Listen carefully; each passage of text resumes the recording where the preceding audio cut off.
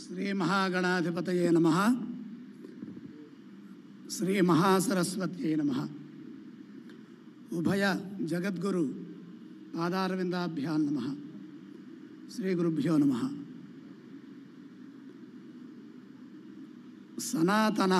సనాతన ధర్మం మీద మన భరద్వాజ్ గారు సనాతన ధర్మం జ్యోతిషం కొద్దిగా ఎక్కువ పెట్టారు. ష్యం అని పెడితే ఎక్కువగా ఉంటుందని జ్యోతిషం అంటే సరిపోతుంది.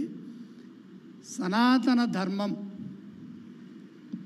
శాశ్వత.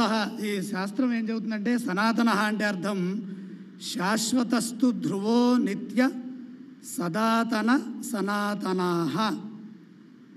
అమరకోశం 3వ కాండలో 1వ సర్గలో 71వ శ్లోకంలో చెబుతోంది శాశ్వత ధ్రువ నిత్య సదాతన సనాతన అని దాని యొక్క అర్థాలు.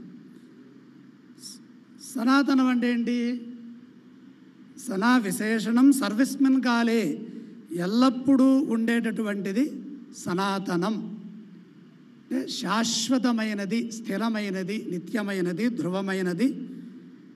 ఏష ధర్మ సనాతన అనే పేరుతో రామాయణంలో అలాగే మహాభారతంలో ఎక్కువసార్లు భగవద్గీతలో ఈ యొక్క పదాన్ని ఉపయోగించడం జరిగింది. అలాగే బ్రహ్మపుత్రులలో బ్రహ్మణ పుత్రచతుష్టయాంతర్గత విశేష సనకశ్చ సనందశ్చ తృతీయశ్చ సనాతన. అంటే సనక సనందాదులలో సనత్కుమార సనత్సుజాతులలో సనాతనుడని పేరు కలిగినటువంటి ఒక వ్యక్తి ఉన్నారు. సర్వత్ర సర్వకాలేషు విద్యమాన సనాతని అని మనకి శాస్త్రం చెబుతోంది. సనాతనే అచ్యుతే, సనాతనేచ్యుతే, శాశ్వతే స్థిరే అని చెబుతోంది. ఏది ధర్మము, ఏది సనాతనము, ఏది ఉపయుక్తము, ఏది చెయ్యాలి, ఏది చేయకూడదు, నచ కృత్యం పరిత్యాజ్యం, చేయవలసిన పనిని ఎవరు వదిలిపెట్టకూడదుట. ఏష ధర్మ సనాతన, తప్పనిసరిగా దాన్ని ఆచరించి తీరాలి. రక్షసాం గత సత్వానాం ఏష ధర్మ సనాతన అని వాల్మీకి రామాయణం చెబుతోంది. ఇలా అనేక విధాలైనటువంటి అంశాలు మనకి రాజ్యభార నియుక్తానాం ఏష ధర్మ సనాతన. మనకి ఈ సనాతన ధర్మం గురించి పూర్తిగా తెలుసుకోవాలంటే ఒక ప్రత్యేకంగా సనాతన ధర్మం మీద ఇటీవల బయటకు వచ్చినటువంటి గొప్ప ఉద్గ్రంథము సామవేదం వారు రాసినటువంటి ఏష ధర్మ సనాతన. అది చాలా 600 పేజీల పైన ఉంటుంది. అనేక విషయాలు ఈ సనాతనం అంటే ఏంటి, సనాతనం అంటే స్థిరమని, అవ్యయమని, శాశ్వతమని, ఇలా ఎన్ని పేర్లతో అయితే దాన్ని చెప్పబడిందో దానికి సంబంధించిన విషయాలన్నీ కూడా ఒకచోటుగా తీసుకొచ్చారు. అదే క్రమంలో మన మహేష్ చంద్ర భరద్వాజ్ గారు జ్యోతిషపరంగా సనాతనత్వం అంటే ఏంటి, దేన్ని సనాతనం అంటారు, సనాతన ధర్మం ఎలా ఉంటుంది, అలాగే దాన్ని ఎలా సమన్వయం చేసుకోవాలి అనేటటువంటి అంశాలన్నీ కూడా వారు చాలా కష్టపడి గ్రంథయుక్తం చేశారు. అసలు ఇవన్నీ జరగడానికి మూలం ఎవరయ్యా అంటే మన గురువుగారు సివిబి గురువుగారు. వారి యొక్క మంత్ర అనుష్ఠానం, వారి ఆశయం, వారు తెలుగు విశ్వవిద్యాలయంలో జ్యోతిశాస్త్రానికి వారు చేసినటువంటి కృషి చాలా గొప్పది. అంటే దగ్గరగా నాకు తెలిసి ఒక 25,000 మంది నుంచి ఒక 32,000 మంది దాకా పైచిలుకు విద్యార్థులు అక్కడ చదువుకున్నారు, బయటకు వచ్చారు. నేను 2002, 2003 ఆ ప్రాంతంలో చదువుకుంటున్నప్పుడు గురువుగారు వస్తున్నారు పాఠానికంటే అందరం బయటే పాదరక్షలు విడిచి లోపలికి వచ్చి చక్కగా కూర్చొని వారు చెప్పేటటువంటి మాటలు, వారు ఏం చెబుతున్నారు, ఆ పాఠంలో ఉన్నటువంటి ఆ లోపల ఉన్న అంతరార్థం ఏంటి, దాన్ని ఎలా అన్వయం చేసుకోవాలో వారు అనర్గళంగా 1 గంట 2 గంటలు వారి యొక్క పాఠాన్ని మేము చక్కగా రాసుకొని విని అనేక విషయాలని తెలుసుకొని, పాఠం అయిపోయిందంటే మరి వారి చేతిలో ఆ జపమాల తిరుగుతూనే ఉంటుంది. మళ్ళీ మౌనం, మళ్ళీ మాట్లాడేవారు కాదు. మళ్ళీ పాఠంలోకి వస్తే మాట్లాడటమే. తర్వాత మహామౌనం, అది ఎన్నాళ్ళు నడుస్తుందో తెలియదు. గురుగారితో మాట్లాడాలి, అడగాలంటే ఎన్నాళ్ళు నడుస్తుందో తెలియదు. వారు ఇట్లా అన్నారంటే వద్దని, ఏమనలేదంటే సరే అండి. అట్లా మౌన వ్యాఖ్య ప్రకటిత పరబ్రహ్మతత్వం యువానం అన్న విధంగా వారు దక్షిణామూర్తి స్వరూపంగా, ఒక హయగ్రీవ స్వరూపంగా ఆ గురువుగారు ఇచ్చినటువంటి కొన్ని మంత్రాలు, కొన్ని పుస్తకాలు ఉండేవి. ఆనంద సిద్ధి అని ఇచ్చేవారు. మీకు ఎవరికైనా సరే మీకు కావాలంటే ఇగో దీంట్లో ఈ మంత్రం చదువుకోండి, మాకు విద్య కావాలి, హయగ్రీవ మంత్రం చదవండి, హయగ్రీవ హయగ్రీవ హయగ్రీవేతు యో వదేతు తస్య నిస్సరదేవాన్ని జన్నుకన్యా ప్రవాహవతి, ఇట్లాంటి కొన్ని వాక్యాలు గురువుగారు అక్కడ చెబుతూ ఉండేవారు. హయగ్రీవాను, అలాగే గౌతమా గచ్చ, ఈ విధంగా క్రీం అచ్యుతానంద గోవింద. ఇది మాత్రం చాలామందికి పనిచేసేదంటే జ్యోతిష్శాస్త్రం నేర్చుకోవడమే కాకుండా దాన్ని ఎలా సమన్వయం చేయాలి, ఎలా దాన్ని ఉపయోగించుకోవాలి, వారు ఎంతో శ్రమ కోర్చి పెద్ద పెద్ద పండితుల చేత పాఠాలు రాయించి ఆ యొక్క శాఖని ఒక వటవృక్షంలాగా వ్యాప్తి చేస్తే అనేక మంది విద్యార్థులు దాంట్లో విద్యను అభ్యసించి, గురుగారి అనుగ్రహం చాలామందికి ఉన్నది, అందరికీ ఉన్నది. అందరికీ ఒకే విధంగా ఎక్కువ తక్కువ లేకుండా ఒక తల్లి పిల్లలందరికీ ఏ విధంగా భోజనం పెట్టి అన్ని ప్రేమానురాగాలతో చూస్తుందో అందరికీ అదే విధంగా చూచేవారు. దైవానుగ్రహంతో నేను కూడా అక్కడ పాఠాలు చెప్పే అవకాశం వెంటనే లభించింది. ఆ వెంటనే లభించిన స్థానంలో ఈయన వచ్చి ముందు కూర్చొని రాసుకుంటూ ఉండేవారు ప్రతి విషయాన్ని కూడా. చాలా పెద్ద వయసు మహేష్ చంద్ర గారిది. ఎంతవరకు ఉన్నారయ్యా అంటే ఇంచుమించు అక్కడ ఉన్న కోర్సులన్నీ చదువుకున్నారు ఆయన. గురువుగారి అనుగ్రహం అంటే అది. ఎన్ని కోర్సులు అయితే గురువుగారు దాంట్లో ప్రవేశపెట్టి చెప్పారో అన్నీ, ఏమండి మళ్ళీ మీరు వచ్చారో, నేను ఇంకో కోర్సు కట్టాను గురువుగారు, చదువుతూనే ఉండేవారు. అక్కడి నుంచి ఉస్మానియాకి తీసుకెళ్లారు గురుగారు మమ్మల్ని. అక్కడ ఈయన మళ్ళీ కోర్సులు చదువుతుండేవారు. చదివి గురువు యందు భక్తితో చెప్పింది మళ్ళీ అందరికీ తను ఉచితంగా పాఠాలు చెప్పడం మొదలుపెట్టారు.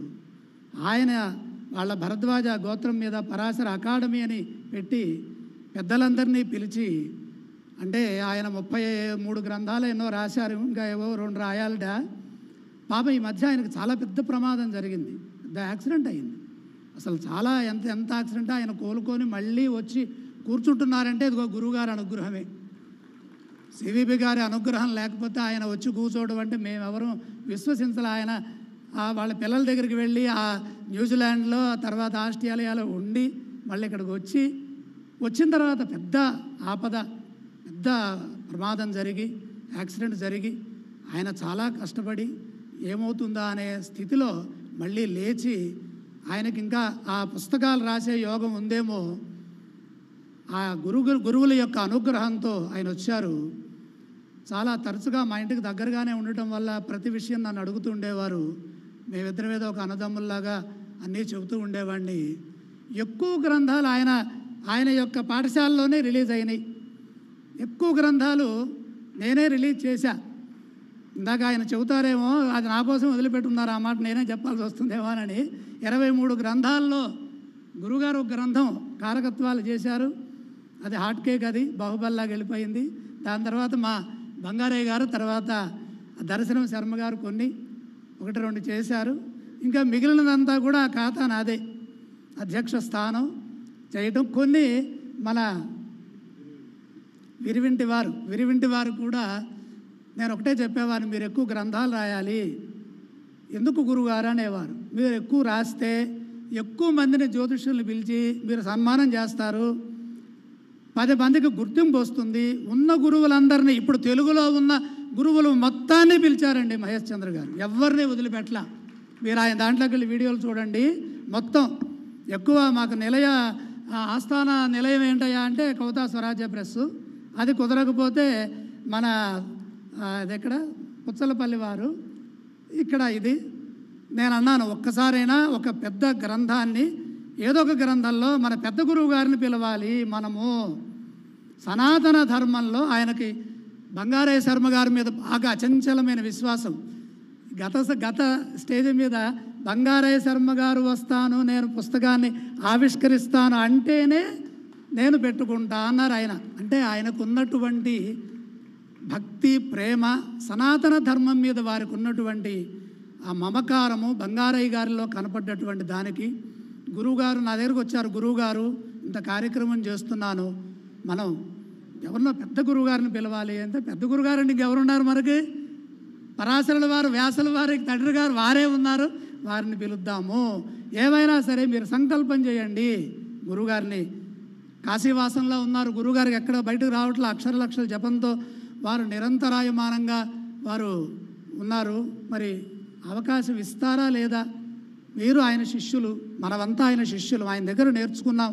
ఈ రోజున జ్యోతిష శాస్త్రంలో ఒక అక్షరం మాట్లాడుతున్నాము, మేము చెప్పింది ఒక మాట జరుగుతోంది అంటే జగద్గురుల అనుగ్రహం ఎంత ఉన్నదో మాకు అక్షర భిక్ష పెట్టిన గురుగారు అనుగ్రహం అంత ఉన్నది. నాకే కాదు, టీవీల్లో చెప్పేవాళ్ళకి, పుస్తకాలు రాసేవాళ్ళకి, వారఫలాలు చెప్పేవాళ్ళకి, ఎవరికైనా సరే ఒక సంస్కారవంతమైనటువంటి ఒక చిన్న పత్రం మేము చదువుకున్నాము తెలుగు యూనివర్సిటీలో అనేటటువంటి మాట రావాలి అంటే గురువుగారు నిస్వార్థంగా మా అందరి కోసం పెద్ద వాళ్ళ చేత బివి రామన్ గారు, తర్వాత కృష్ణమూర్తి గారు, తర్వాత ఇంకా పెడపర్తి వారు, మధుర వారు, ఎంతమంది అయితే ఆయన ఆ కాలంలో పెద్ద పండితులు ఉన్నారో వాళ్ళందరినీ పిలిపించి గురువుగారు పాఠ్యాంశం రాయించి ఆ పాఠాలన్నీ కూడా చాలా సులభతరంగా, నేను ఈ మధ్య ఒక మాట చెప్పాను ఒక చోట, నేను శంకరమంచి జ్యోతిష విద్యా గ్రూపులో సిద్ధాంతం, సంహిత, హోర విద్య చెబుతున్నాను. వారు ఒకరు అడిగారు, మాకు మంచి మాట చెప్పండి అన్నారు. మా గురువుగారు రాసినటువంటి 2 సంవత్సరాల ఎంఏ కోర్సు కనుక మీరు చదువుకుంటే 5 పిహెచ్డీలు చేసినట్టు మీకు అని చెప్పాను నేను. ఇప్పుడు మీరు డబ్బులు కట్టి పిహెచ్డీలు తీసుకుంటున్నారు, సంస్థలకు వెళుతున్నారు, చేస్తున్నారు, చేయండి. కానీ జ్యోతిష విద్యా వ్యాప్తి కోసం వాళ్ళు ఆ రోజు వేసిన బీజావాపనం, అంకురారోపణ, వారు చేసినటువంటి శ్రమ, కృషి, అది చాలా అనిర్వచనీయమైంది. మరి 23 అంటే 5 సంఖ్య బుధుడు, మరి గురువుగారు వచ్చారు అంటే అక్కడి నుంచి నిజంగా వారు వస్తారా? మేము రోజు అనుకుంటే వస్తారేమో, సరే చూద్దాము, ఇలా అనుకుంటూ ఉండగా గురువుగారు రావటం అనేది నిజంగా నాకు ఒక కలగానే ఉంది ఈరోజు కూడా. ఎందుకంటే కరోనా తర్వాత గురువుగారు ఏ సభల్లో, జ్యోతిష సభల్లో నేనైతే చూడలే, వీడియోల్లో. ఎవరైనా కావాలంటే ఆయన మీద ప్రేమతో కాశీకి వెళ్ళి ఏమైనా చెప్పి రావటమే తప్ప, అటువంటి మా అందరికీ ఆ శివుళ్లాగా పితృస్థానంలో ఉన్నటువంటి మనకి 5 గురువులు ఉంటారు. ఆ గురువుల్లో చదువు నేర్పిన గురువు ఒకళ్ళు. అటువంటి మంచి మనసుతో చెప్పటం వల్ల ఆయన ఇప్పటికీ ఎంతోమందికి 100-200 మంది దాకా పిహెచ్డీలు చేశారు ఈయన దగ్గర. ఎంతోమంది 100 మంది ఆయన దగ్గర జ్యోతిషం, ఎవరైనా తెలుగు రాష్ట్రాల్లో ఉన్నారంటే మహేష్ చంద్ర గారి దగ్గర పత్రం తీసుకొని వాళ్ళు ఉన్నారంటే అతిశయోక్తి కాదు. ఎందుకంటే నేను చెప్పా, మీరు రాయాలి, రాసినప్పుడు అలా సభ పెట్టాలి, సభలో కొంతమంది రావాలి, జ్యోతిష్ శాస్త్రాన్ని వృద్ధి చేయాలి, భారతీయ సనాతన ధర్మంలో ప్రధానంగా జ్యోతిషం వెలుగొందాలి అంటే, గురుగారి యొక్క ఆశయం నెరవేరాలంటే మీరు కంకణబద్ధులు అవ్వాలి. ఒక గ్రంథం ఏం రాస్తాం, అన్నీ ఉన్నాయి, ఇప్పటికే ఎన్నో ఉన్నాయి గ్రంథాలు, అవి చదవడానికే సమయం లేదు. అటువంటిది ఈయన 23 గ్రంథాలు రాసి ఇంకా 6 లైన్లో ఉన్నాయి అంటున్నారంటే ఆయనకి గురువుగారి మీద ఉన్న భక్తి, ప్రేమ, ఏకలవ్య శిష్యుడంటే అతిశయోక్తి ఏం కాదు. ఎందుకంటే అటువంటి ప్రేమ, మమకారంతో ఆయన మాట్లాడుతుంటే ఆయనలో ఉన్న ఆర్ద్రతను నేను చూశాను. గురువుగారు మీరు వచ్చారనే దాంట్లో ఆయన ఎప్పుడు చాలా హుందాగా మాట్లాడతారు. ఆయన మాట్లాడలేకపోతున్నారు, బరువుగా ఉంది వాక్యం. నిజంగా కూడా గురువుగారిని చూస్తే ఎవరో మాట్లాడలేము. గురువుగారిని చూసినా, గురుపుత్రులను చూసినా వారు ముందు మాట్లాడాలంటే, ఎందుకంటే వాళ్ళ నాన్నగారు, వాళ్ళ తాతగారు, వాళ్ళ వంశమంతా కూడా చాలా అనుష్ఠానపరమైనటువంటి, వేదాంగ భూయిష్టమైనటువంటి జ్యోతిష్ శాస్త్రంలో ప్రప్రథమంగా మా అందరికీ ఈ రోజున చాలా ఆనందము. మళ్ళీ గురువుగారి యొక్క ఉపన్యాసం మేము వినపోతున్నాము ప్రత్యక్షంగా దగ్గరగా. ఆ రోజుల్లో వారు మహేష్ యోగి గారి దగ్గర చెప్పిన ఉపన్యాసాలు అవన్నీ కూడా మేము క్యాసెట్లు, వారు విదేశాల్లో చెప్పినటువంటి ఉపన్యాసాలన్నీ కూడా వింటూ ఉండేవారం. అలాగే వారు రాసిన జ్యోతిష గ్రంథాలు ఎన్నో ఉన్నాయి. ఈ సందర్భంగా మరొక గురువుగారిని కూడా మనం ఈ సందర్భంగా మనం స్మరించాలి. సాగి కమలాకర్ శర్మ గారు గురువుగారికి మరొక పుత్రుడుగా పనిచేసి ఈ విద్యనంతా కూడా విద్యా వ్యాప్తి చేయటంలో వారు ఎంతో చేదోడు వాదోడుగా ఉండి ఈ జ్యోతిష వ్యాప్తిలో వారు కూడా పాలు పంచుకున్నారు. వారు గురువులు చెప్పినటువంటి ఆర్షధర్మంలో చెప్పినటువంటి ఏషధర్మ సనాతన అని చెప్పినటువంటి విద్యని మన మహేష్ చంద్ర గారు ఎంతోమంది, ఇందాక వారి శిష్యుడు ఇక్కడ మోహన్ గాంధీ గారు రాలేదు, వారి శిష్యుడు మాట్లాడుతున్నారంటే ఓకే, గురువుగారి దగ్గర శిష్యుడు గురువయ్యి మళ్ళీ ఆయన శిష్యుడు మళ్ళీ చదువుకొని గురువుగారి నాన్నగారు పేరు మీద పెట్టినటువంటి బంగారు పథకాన్ని పొంది ఆయన వచ్చి మాట్లాడుతున్నారంటే గురువులు అన్నమాట మనందరికీ కూడా. అంటే జగద్గురువులు లోకానికి ఎంత ముఖ్యమో జ్యోతిష శాఖను నెలకొల్పి తెలుగు రాష్ట్రాల్లో జ్యోతిష విద్య ఉన్నది, జ్యోతిషం చక్కగా చదవచ్చు, సశాస్త్రీయము, ధైర్యంగా చదవండి ఇదే అని మా అందరికీ అక్షరభిక్ష పెట్టిన గురువుగారి పాదపద్మములకు నమస్కరిస్తూ, అలాగే బంగారే శర్మ గారు ఆయన మహానుభావులు, స్వామివారికి, పెద్ద స్వామివారికి, చిన్న స్వామివారికి అత్యంత ఆప్తులు. నేను ఈ రోజున శృంగేరి పక్షాన కొద్దిగా ఏదో ఒక అక్షరం ముక్క మాట్లాడే నాకు గొంతుకులో స్వరం వస్తోందంటే ఆ భిక్ష పెట్టింది వారే. మీరు రావాలి, మీరు ఇక్కడ కాదు జగద్గురువుల పాదాల దగ్గర మీరు పనిచేయాలని తీసుకెళ్లారు. ఆ తర్వాత మన యాదగిరిగుట్ట దేవస్థానం సిద్ధాంతి గారు తెలంగాణ రాష్ట్రం మొత్తానికి పంచాంగ నిర్ణయం చేయాలన్నా, ఒక పండుగ నిర్ణయం చేయాలన్నా విద్వత్ సభకి వెన్నెముక మా అధ్యక్షుల వారి తర్వాత ఉపాధ్యక్షుల వారు ఇప్పుడు గత కొన్ని సంవత్సరాల నుండి వారే మొత్తం నిర్వహణ చేస్తున్నారు. ధర్మాన్ని, సనాతనాన్ని ఏ యొక్క ధర్మం అంటే నిర్ణయ సింధువు, ధర్మ సింధువు ఇత్యాది గ్రంథాలని దగ్గర పెట్టుకొని ఏ పండగ ఎలా చేయాలో చేస్తూ మనకి ఇక్కడ సమతామూర్తి యొక్క విగ్రహ ప్రతిష్టాపనలో అక్కడ 108 దేవాలయాలు ఉన్నాయి. ఆ 108 దేవాలయాలకి మంత్రోచ్చారణ చేసి ఆ యంత్ర ప్రతిష్ఠ చేసినటువంటి ముహూర్తం పెట్టి ఆ స్వామివారి యొక్క అనుగ్రహంతో వారే అంత విగ్రహానికి పైకెక్కి యంత్ర ప్రతిష్ఠ చేసినటువంటి మహానుభావులు గురువుగారితో సమానంగా వారు ఇక్కడికి రావాలి. నరసింహస్వామి వారి యొక్క అనుగ్రహం మనం యాదగిరిగుట్ట క్షేత్రానికి, మనకి క్షేత్రపాలకుడు ఆయన స్వామివారు హైదరాబాద్కి, అటువంటి ఆ స్వామివారి దగ్గర పనిచేస్తున్నటువంటి ఆ విద్వన్మూర్తి మన దగ్గర ఉండాలి. ఆయన యొక్క అనుగ్రహం మనకి కలగాలి అని వారిని ప్రత్యేకంగా ఆహ్వానించటం, దాంట్లో వారు రావటం, వారి యొక్క ఆ సిద్ధాంత వైభవం, ఆ శరణాగతి స్వామివారి దగ్గర జరగబోయే కార్యక్రమం రేపొద్దున 24, 25 తేదీలు ఆగస్టులో జరుగుతోంది. బ్రహ్మాండంగా చేయబోతున్నారు. వారి యొక్క ప్రభ ఎలా ఉంటుందంటే అక్కడ స్వామివారి ముందు వారు ఒక్కొక్క పండగని ఇది ఇలా చేయాలి, అలా చేయకూడదు, ఇదే ప్రమాణమని గణితపూర్వకంగా, సిద్ధాంతపరంగా, అటు ధర్మశాస్త్రపరంగా, అలాగే సనాతన పరంగా ఎలా ఉన్నదో చెప్పేటటువంటి వ్యక్తులు. ఒక సందర్భంలో గురువుగారిని కూడా పిలిచి మీరు అక్కడ చేసినట్టుగా నాకు గుర్తు. 2017లో అప్పుడు ఏం చేయాలి, పండగల తేడాలు వస్తున్నాయి అన్నప్పుడు తెలుగు యూనివర్సిటీ నుంచి గురువుగారిని తీసుకెళ్ళి చూడండి, ఎక్కడికైనా సరే మళ్ళీ అక్కడికి అదే మనకి గురుపాదుకా స్థానంలాగా శృంగేరి మొత్తం మనకి మా లోకానికి ఎట్లాగో మళ్ళీ తెలుగు యూనివర్సిటీలో సందేహం వస్తే ఆ సందేహాన్ని పూర్తి చేయడానికి ఆ చిన్నజీరు స్వామివారి దగ్గర జరిగిన సభలో గురువుగారే అక్కడ ఉన్నారు. తర్వాత మంచి మంత్రవేత్త, స్వామివారి దగ్గర పాఠం, పెద్ద స్వామివారు చిన్న స్వామివారు దగ్గర పాఠం చెప్పుకుని ఆ జ్యోతిశాస్త్రము, వేదము, వేదాంగము అధ్యయనం చేసినటువంటి గంగాజలలవ కణికాపీత అన్నట్టుగా మన పణశశాంక శర్మ గారు సభలో కూర్చుంటే అమ్మవారి అనుగ్రహం సంపూర్ణంగా ఉన్నట్టే.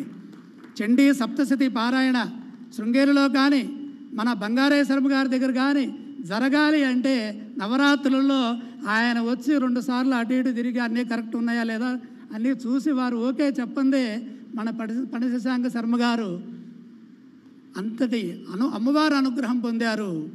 ఒక వేద పండితులు ఉన్నారు, మీరు చూడాలి. ఇప్పుడు యజ్ఞాలు చేస్తున్నారు, యజ్ఞాలు కరుమరుగైపోయినాయి, నిత్యము యజ్ఞం చేస్తున్నారు. దెందుకూరు వారు ఇప్పుడు సత్యనారాయణ వారిని గణపాటి గారు, శర్మ గారు అనకూడదు, యజ్ఞ యజ్వ ఆ పేర్లు చాలా వచ్చినాయి. పౌండ్రీక యాజులు గారు చాలా వచ్చేసినాయి వారికి. వారికి ఒకసారి సమస్య వస్తే నేను వీరి దగ్గర పంపిస్తే మీకు పని అవుతుంది, నేను ఎక్కడికి వెళ్ళినా నాకు కుదరట్లేదు ఆరోగ్యం గురించి అంటే మా పణశశాంక గారి దగ్గరికి వెళ్ళాలన్నా. ఆయన చెప్పారు, నేను వెళ్ళి కూర్చున్నాను, వారు గవ్వ 3 సార్లు వేశారు గవ్వలు. ఒక గవ్వ అక్కడి నుంచి ఎగిరిపోయి ఎక్కడికో వెళ్ళిపోయి పడుతోంది. వారు చేత్తో ఊరికే అలా పెట్టారు నేల మీద, ఒక గవ్వ మాత్రం ఎగిరెళ్తుంది.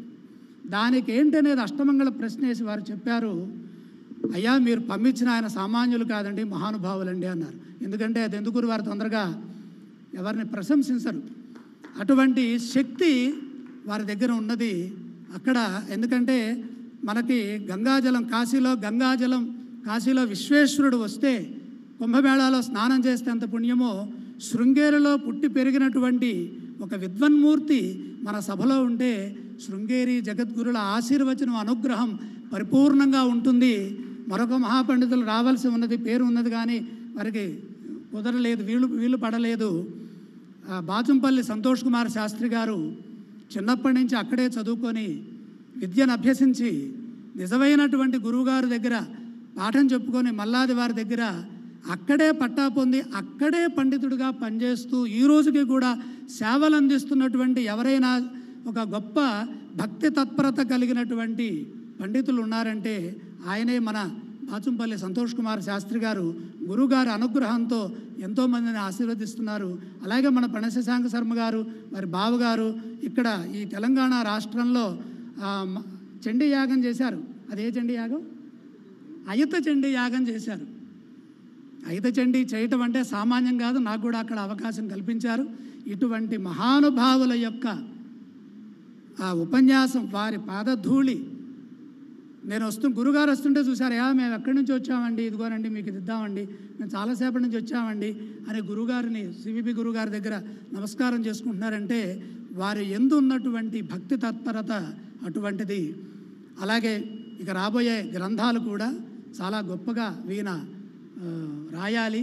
అవన్నీ కూడా ఆయనకు ఆరోగ్యం కావాలి. గురుగారు ఇందాక చూశారు, మీరు మాట్లాడేటప్పుడు మీ శిరస్సు చూశారు. శిరస్సు అనే క్రితం పుస్తకం ఆయన రిలీజ్ చేశారు. శిరస్సు అనే ఒక గ్రంథం రిలీజ్ చేశారు.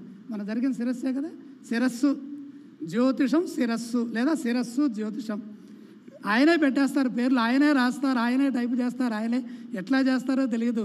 ఇదంతా కూడా లీలామానుష విగ్రహాయే నమః అన్నట్టుగా గురుగారి యొక్క ఆశీర్వచనం, మా అందరి యొక్క సహకారము, ప్రధానంగా బంగారయ్య శర్మ గారు వచ్చారు అంటే స్వామివారి యొక్క ఆశీన అనుగ్రహం వారి రూపంలో మనందరికీ వచ్చిందని, సనాతన ధర్మం పరిఢవిల్లుతుంది, జ్యోతిషం అన్ని విధాల వ్యాప్తి చెందాలని కోరుకుంటూ ఈ అవకాశం ఇచ్చిన గురుగారి ముందు మాట్లాడటం నేను జన్మలో ఇదే మొదటిసారి, ఎప్పుడు మాట్లాడలేదు.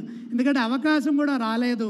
ఎప్పుడు వచ్చినా కూడా ఇంకోటి గురుగారిని చూస్తే ఆ గంభీర స్వరూపానికి, దివ్యమంగళ విగ్రహానికి మా అందరికి కూడా భయం. ఏమిటయా అంటే ఏం లేదండి నేను వెళ్ళిపోయేవాళ్ళు, అడుగుదామని వచ్చి కూడా. ఎందుకంటే ఆయనకున్న ప్రోటోకాలు, వారికి ఉన్నటువంటి ఇది, ఆ స్థాయి. ఆయన ఈ రోజున ఒక పిల్లల్ని ఆశీర్వచనంగా చేయడానికి వచ్చారా అన్నట్టుగా ఒక తండ్రి గారిలాగా మేమందరం భావిస్తున్నాం. మేము మాట్లాడే వాటిలో పొరపాట్లుంటే మన్నించి మమ్మల్ని అనుగ్రహించవలసిందిగా ప్రార్థిస్తూ స్వస్తి.